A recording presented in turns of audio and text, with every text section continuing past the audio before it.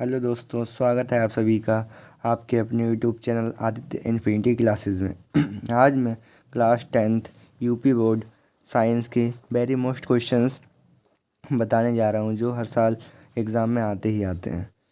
मैं topic wise chapters के अंदर जो हर साल क्वेश्चन बनते ही बनते हैं उसके बारे में बताऊंगा। ये क्वेश्चन अगर किसी ने छोड़ दिए समझो बहुत बड़ी उसकी गलती है। अगर किसी ने भी ये तक ये क्वेश्चन नहीं पढ़े हैं तो मेरी गुजारिश है आपसे ये पढ़ लेना, क्योंकि ये क्वेश्चन हर साल आते ही आते हैं एग्ज़ाम में। अगर ये पढ़ लिए ज़रूर आपको इस साल भी देखने को मिलेंगे इस क्वेश्चन को। इसलिए मैं चैप्टर वाइज एक एक क्वेश्चन टॉपिक को बता रहा हूँ। इसके टॉपिक सर्च कर करके पढ़ लीजिए। अगर आप कहेंगे कि इनकी वीडियो बना दीजिए इनके आंसर की भी, तो उसकी अलग से बना देंगे।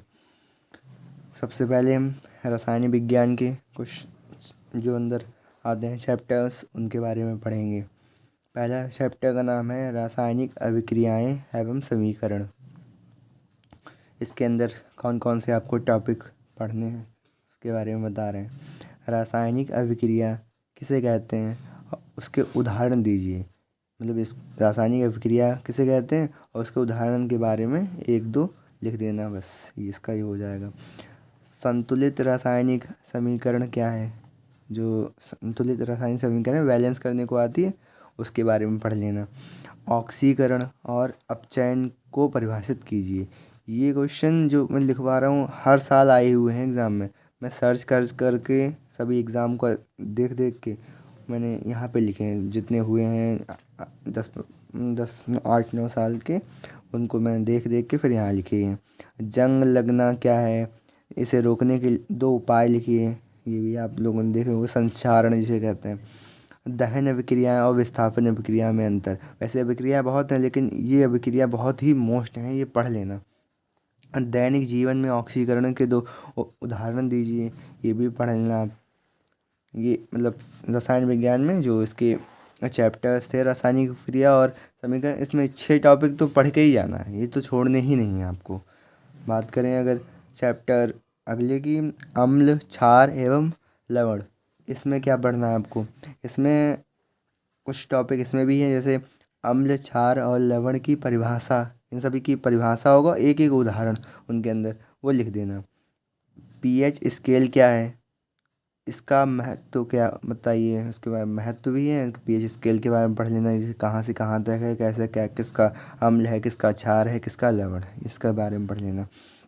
बेकिंग सोडा, वॉशिंग सोडा का निर्माण और उपयोग, मतलब कैसे बनाया जाता है, ये इसकी रासायनिक अभिक्रिया होगी एक, और उसका उपयोग भी लिख देना। और प्लास्टर ऑफ पेरिस का निर्माण, ये मतलब क्वेश्चन ऐसे हैं जो लॉन्ग में भी आते हैं, लॉन्ग में आ जाते हैं। आपको 4-5 नंबर फ्री के दे जाएंगे अगर ये पढ़ के चले आएंगे तो। दूसरा आ गया, अम्लीय वर्षा क्या है? इसके दुष्प्रभाव, मतलब अम्लीय वर्षा से क्या क्या नुकसान होते हैं उसके बारे में भी लिखना है, और अम्लीय वर्षा क्या होती है वो भी लिखना है। नमक NaCl से जुड़े दो महत्वपूर्ण जो रासायनिक क्रियाएं होती हैं वो भी लिख देनी है, और रसायन भी जो बनते हैं इससे वो भी लिख देने हैं।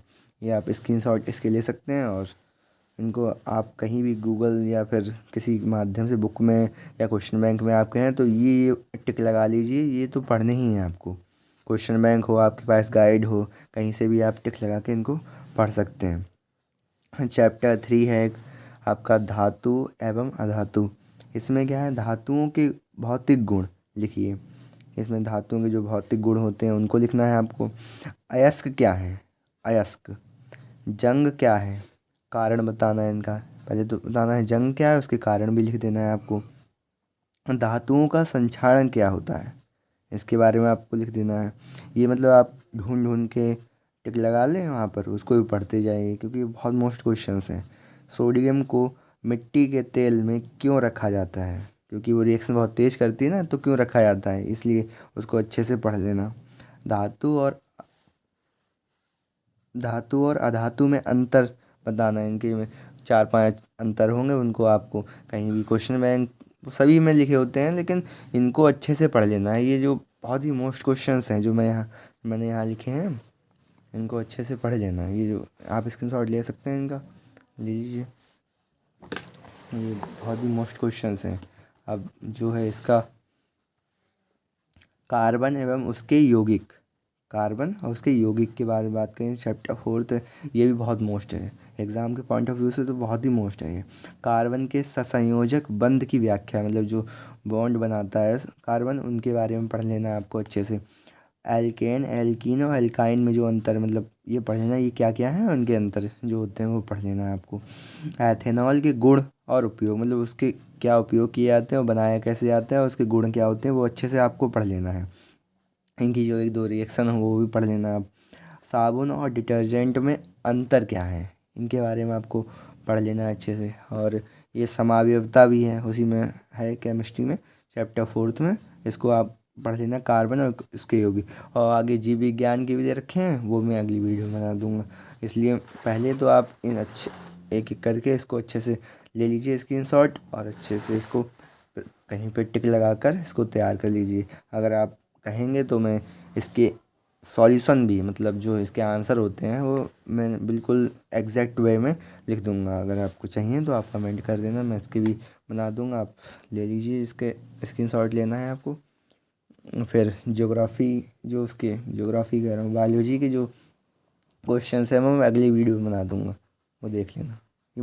ये क्वेश्चन छोड़ने की गलती मत करना। अगर ये आप अभी तक कुछ भी नहीं पढ़ा है तो ये क्वेश्चन पढ़ के चले जाइए, क्योंकि इससे क्या होगा, आप अगर लिख आते हैं क्वेश्चन तो आपके अच्छे खासे मार्क्स आ जाएंगे, अगर ये आप पढ़ के चले जाते हैं तो। ठीक है, धन्यवाद।